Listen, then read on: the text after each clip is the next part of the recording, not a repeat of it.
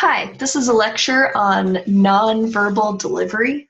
So different nonverbal aspects that you should consider when you're going to deliver a speech. And nonverbal refers to anything that your audience sees but doesn't hear. So things involving your face and your body. So click through these slides and they will help you understand some of the basics of nonverbal delivery. The first and most important aspect of your nonverbals is in your eyes. Eye contact with your audience is very important when you're giving a speech. You want to make sure you look at the people in the audience and make meaningful eye contact with them. Now, that doesn't mean that you stare at one individual person and awkwardly have a stare down with them. You instead just have a few seconds of sustained eye contact with one person, and then you can move on to someone else. And eye contact just shows that you care. So it's the same if you're having a conversation with someone. You know if they're making eye contact with you that they care about your conversation. The same goes for someone who's delivering a speech. If they're specifically not making eye contact with anyone in the audience, you know that they're uncomfortable, and you don't get the feeling that they care about you as an audience or about what they're talking about. And when you're making eye contact, don't forget people at the far extremes of the audience. So you might have people way off to the right, way off to the left, far in the back. Make sure you look to all extremes of your audience. So you might turn and speak to this side of the room for a few minutes. Then you might turn, speak to the middle, speak to the back, then turn, speak to the other side. Make sure you are making an effort to make eye contact with as many people in as many parts of your audience as possible. So a lot of times you'll hear that if you're not comfortable making eye contact, you should just look at the back wall. And that's okay, that's better than staring down at your notes. But really, in order to be taken seriously by your audience, you want to make as much meaningful eye contact with your audience members as possible. So try to avoid speaking down at your notes, speaking at the floor, looking over people's heads at the back wall, looking to the sides out the windows. Attempt to really connect with your audience through meaningful eye contact. And eye contact can be beneficial not just for your audience, but also for you as a speaker. By making eye contact with your audience members, you can judge their reception of your speech. So if they're smiling and nodding, that's a good sign. That means they're following along, they're understanding you, you're doing well. If they have bored and confused looks, or if there's people who are nodding off to sleep, maybe you need to speak more clearly.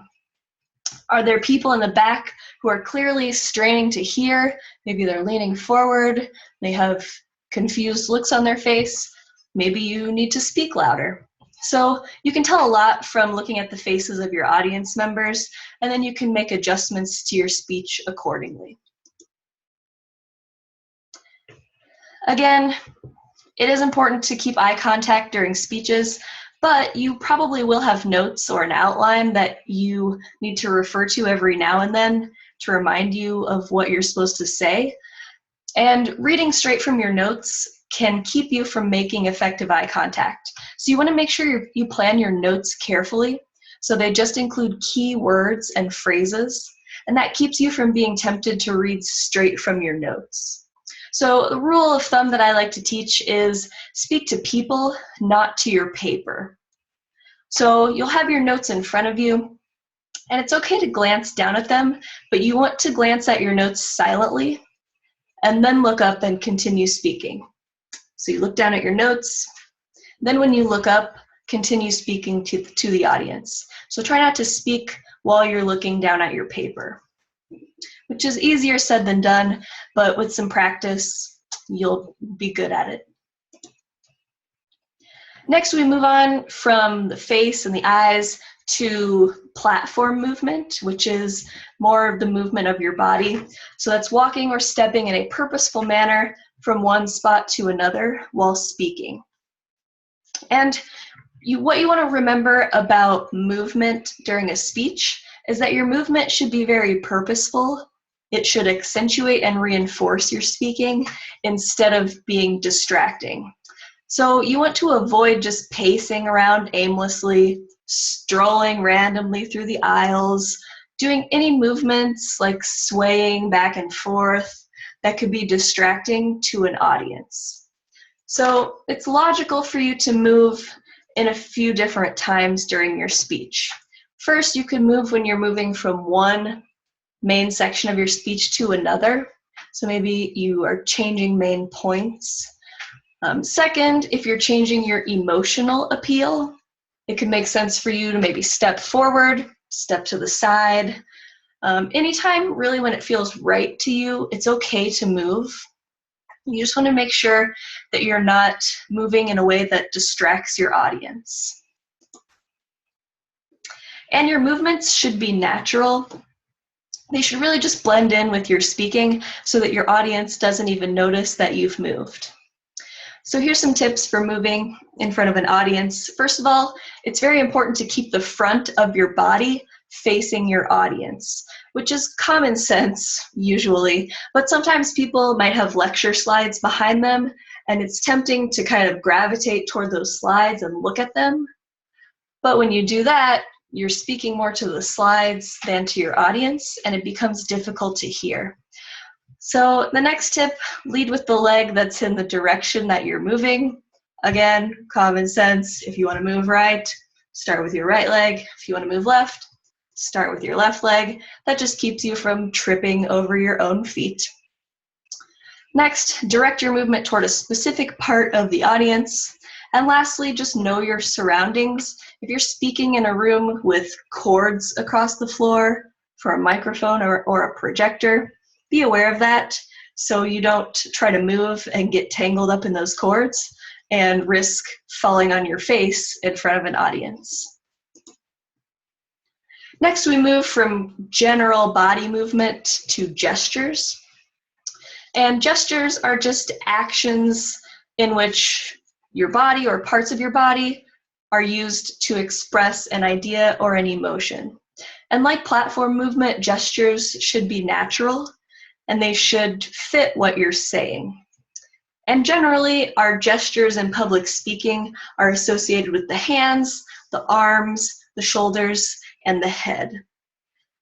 So gesturing usually comes naturally to people, but if you want to learn how to gesture more effectively, it's a great idea to watch people who are talk show hosts. So look up some YouTube videos of Jimmy Fallon or Jay Leno or David Letterman and watch those guys when they speak. They are usually the kings of using gestures to convey emotion. And then there are also some tips that you can consider when you're trying to figure out how to gesture properly. So first, you want to learn the gesture zone. And that's really just an imaginary box kind of around the upper part of your torso. And you want to keep your gestures inside of that gesture zone. And that keeps the audience focused on your face. So you're not flailing your hands wildly outside of that imaginary zone. If you are flailing, hopefully there's a purpose for that, but you don't just want to flail without purpose. Next, you should learn to lift and lay your hands. And that's kind of difficult to explain in words, but basically it's kind of a lifting and then placing of your hands. You bring them up and then place them down as if you're lying your hands on an imaginary surface. And then lastly, you can practice the string idea. This just reminds you to keep the whole upper portion of your body engaged whenever you're gesturing. So in other words, you don't just move your hands, you don't just move your head and your hands and your shoulders kind of work together when you move.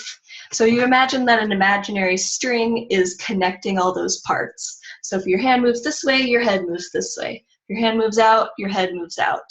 You want to make sure that the upper part of your body is engaged when you're gesturing, so you don't look too robotic. And then lastly, just when you're holding notes, if you have to hold your notes, if you don't have a podium, you can lift them up when you're reading from them, but otherwise keep them held comfortably down at your waist. So here's your practice activity for nonverbal delivery. There's 2 links to YouTube videos here that you should view, and if you've already done the verbal delivery activities, you'll notice that these are the same videos. In your verbal delivery practice, you're focusing on their verbal delivery, and now I'd like you to focus on their nonverbal delivery. So eye contact, movement, gestures, do they do those things appropriately? So view those videos, focus on their nonverbal delivery, and then write and publish a post on our class blog where you critique their delivery. So it can be good or bad, depending on how you think they do.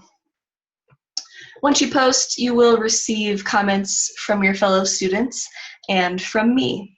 So also, if you haven't yet joined our classroom blog, make sure you go back to the homepage of the How to Deliver a Speech website and click on the Join the Discussion link, and that will walk you step by step through how to join our classroom blog.